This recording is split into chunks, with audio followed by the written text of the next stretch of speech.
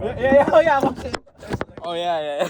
You saw that? Yeah. That's hilarious. And let's get brutally murdered. Yo! Wait a minute. This is a horrible idea. Are you recording? Oh, that's hilarious. Oh yeah. So we'll make a Bible skit or something. Like if I made a bit like a gospel movie, and we'll put like Peter in samurai wear, like a samurai, like at the when they come to arrest Jesus, he's like, I am. When they ask him if Jesus matters, and everyone like falls down, they all stand back up, and then Peter's like, I got you, Jesus. It's like, it's like, bro, you have a horrible aim. How did you hit his ear? Like, what are you aiming for? It's like, oh, metaphor. Like you just cut off the ear for hearing the good news, you know.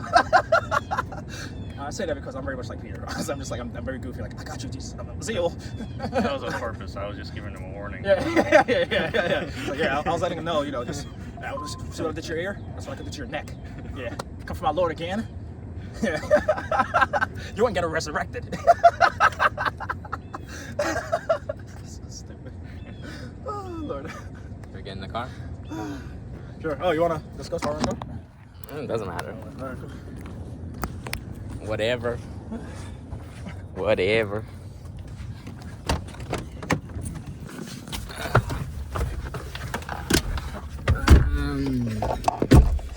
Lord.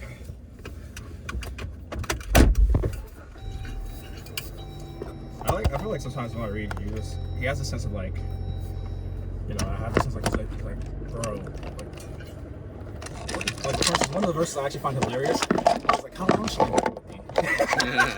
He's like, I'm just like so exasperated. He's like, oh, why y'all so stupid? What's funny is like that's actually how you know he's Yahweh, because like Yahweh actually says that about the Israelites. Like, how long will I have to deal with you? You know, he's like, and that's why I like, because it's like, you know, you can tell he's a person. You know, he's a person. He's not like, I'm this force and just like I'm so detached and I'm involved. And no. If you keep doing cried, he was angry. Yeah, he gets sad. He gets angry. You know, he gets happy. You know, it's like, and people are like, oh well, he shouldn't have any emotions because a true power would be completely impersonal and detached. So I can manipulate it. Wait. Yeah, that's the part. That's actually the reason why you want it to be impersonal. You can control it how you want to. Yeah. But if it's personal, you have to have a relationship with it, and you can't use stupid tricks, and you can't leverage it for your ends. And especially if it's the most important, the greatest power, the greatest influence. He uses you, not the other way around. Yeah, he's so patient and understanding, but that doesn't mean that he's has no emotions about like when we're not following him. Exactly. You know? I mean, patience implies you have emotions. You know? Yeah. What are you going to be patient about? There's that passage about, you know, do not grieve the Holy Spirit. You know, the Spirit's not going to leave us, but he'll have emotions if we're there. You know. Whoa. Don't do It's that. a gravel. Don't do that. All right. Especially on a corner. What if there's somebody standing around the corner? Come on, man. Gravel. You're right. I repent. Squirrel.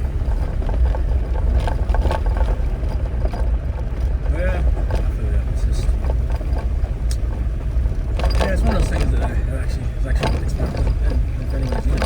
it's more like the image of God and the preconditions for dignity, because honestly that's what lots of people are after. That's why people like a lot of like psychological techniques, rather social politeness and just outright manipulation of moral judgment and intellectual judgment is due to people trying to preserve their dignity in stupid ways, and sometimes confusing pride for dignity. You know, and pride need not just be like, oh, I'm the best, and something like, oh, I'm horrible. You know, it's just like they're both like just one's like positive pride, one's negative pride.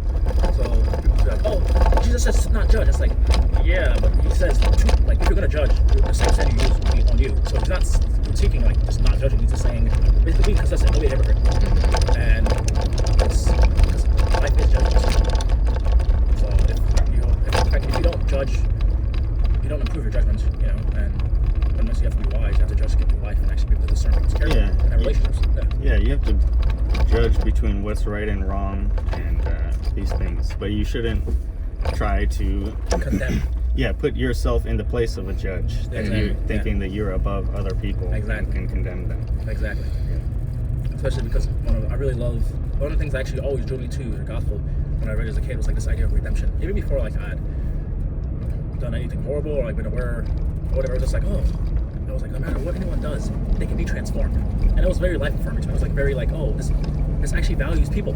You know, it's like this is not the end. No matter which life you've lived, you can become new.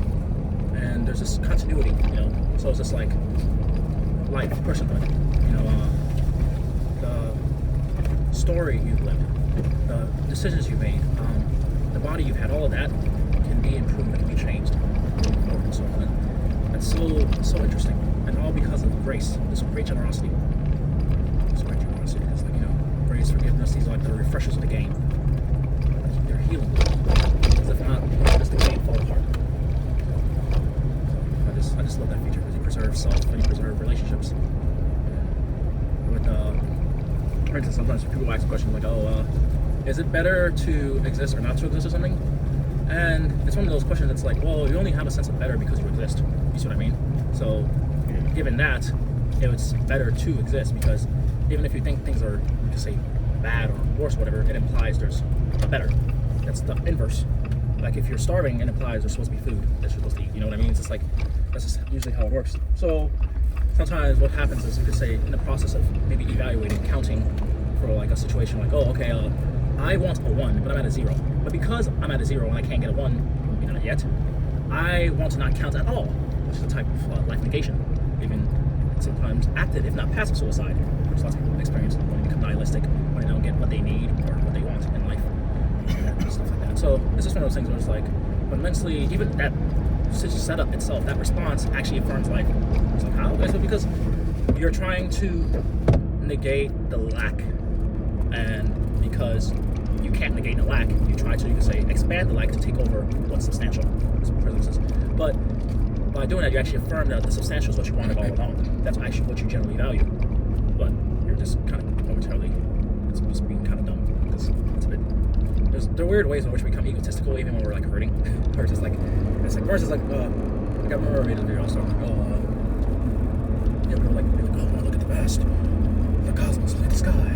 It's so big, I'm so small, and therefore I'm absolutely worthless. It's like, would you want to be bigger than the universe? Like, what's going on? Like, I never got that way of thinking at all. Like, it was just like it really, it was just like, I've never felt that. I look at it like, oh, this is amazing. I want to get praise. Like, I want to actually like exalt it. Like, oh, wow, this is so amazing. I don't think like, I'm so small, but it's like, it doesn't become this reflective thing of like, I'm so worthless. It's like, oh yeah, it's like, exactly, it's weird. You're it's exalting yourself for being so small. Exactly, it's weird. Oh my it's god, like, I'm so small. Yeah, it's like, oh, I'm so small. Praise me. Oh, praise me. It's like negative praise. It's like, oh, I suck. I guess if you're an atheist, like, you know, you don't. You would think that's humility. Yeah, but it's not. It's like if it is like, no, this is amazing. It's like, wow. In fact, that's what I mean. David, the song is like, who am I? In fact, that's the response. It's not, I'm so like worthless. Like, who am I that you're mindful of me? I think that's because there's a cultural understanding that like this thing that's so big is not a person.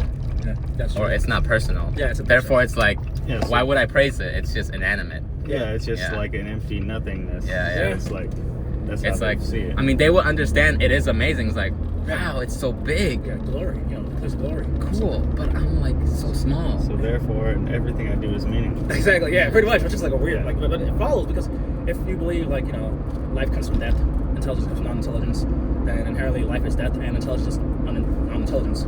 So it's nihilistic. It's a black hole. So it's like it's already a generation already killing away the light of enlightenment, light of love, light of significance.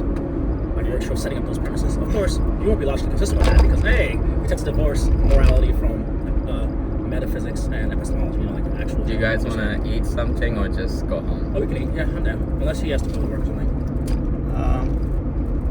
I don't have to go anywhere. Oh, okay, cool. Yeah. What do you feel like? Fast food or tropical smoothie? Whichever. Maybe a tropical smoothie because it's healthy. Yeah, smoothie is good. Tropical smoothie. Yeah. Okay, go ahead. Is there one? Oh, there's one right here. Yeah.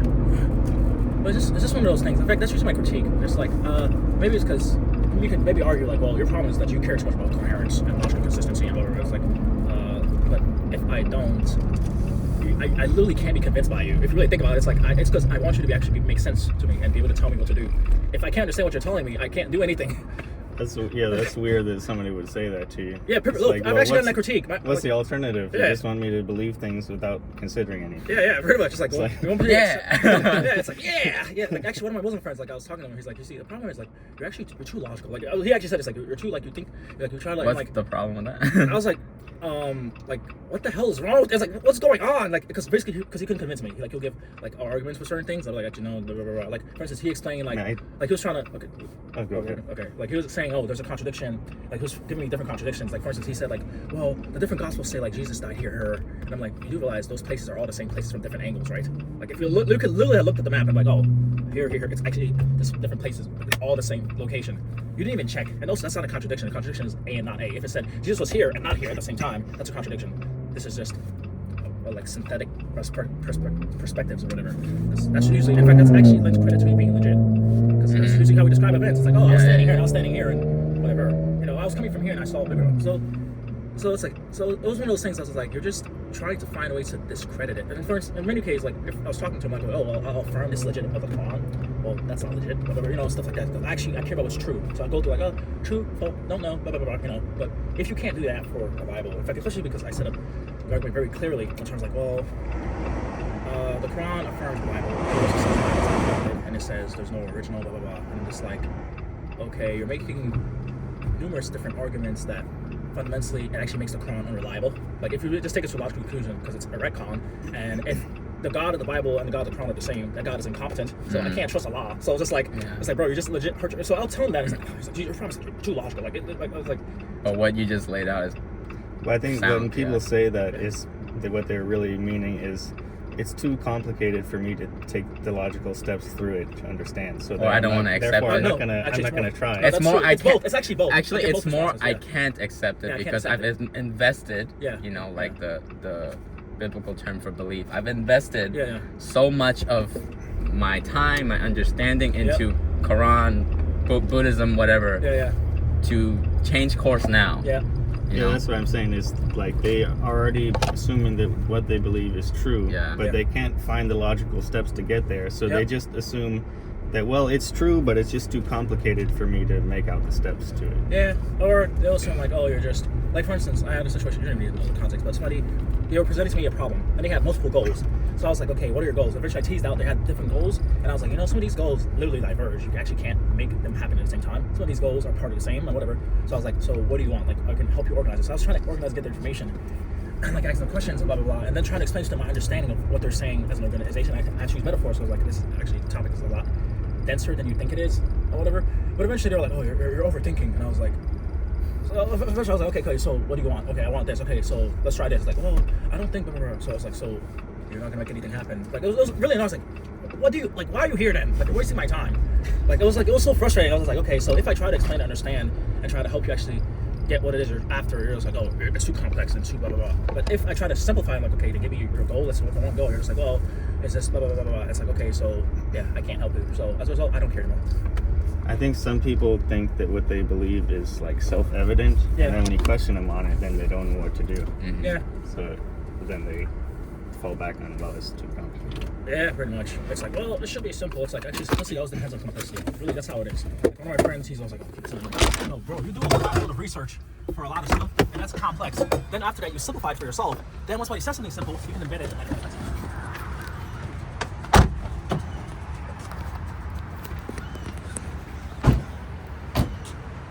You know, like, simplicity is dependent on, you could say, I guess, exposure. Like, if you're learning how to, like, read for the first time and you're a preschooler, that's pretty complex, you know? So,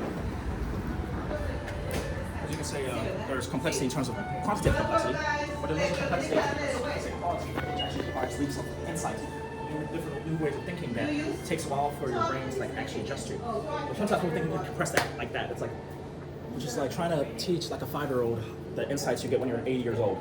You can't, you have to, like, go through that process and even, like, get metaphors, and then even when you turn 80, that's when you will officially, like, get it. So people don't even get, like, there's this progression and understanding, so they're like, oh, they treat everything like knowledge. Like, oh, you just put it into a formula or just say the sentence, instantly I understand. I think, you know, even if they act like, oh, you're being too logical, sometimes even though they'll pretend like they don't. Welcome, guys. How are you? Good, good. They understand it. They just don't want to confess it in front of you that you're right. So it's like Okay.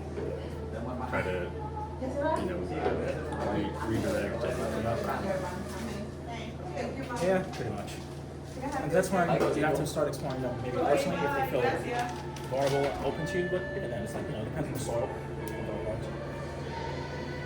So, Yeah. they'll still be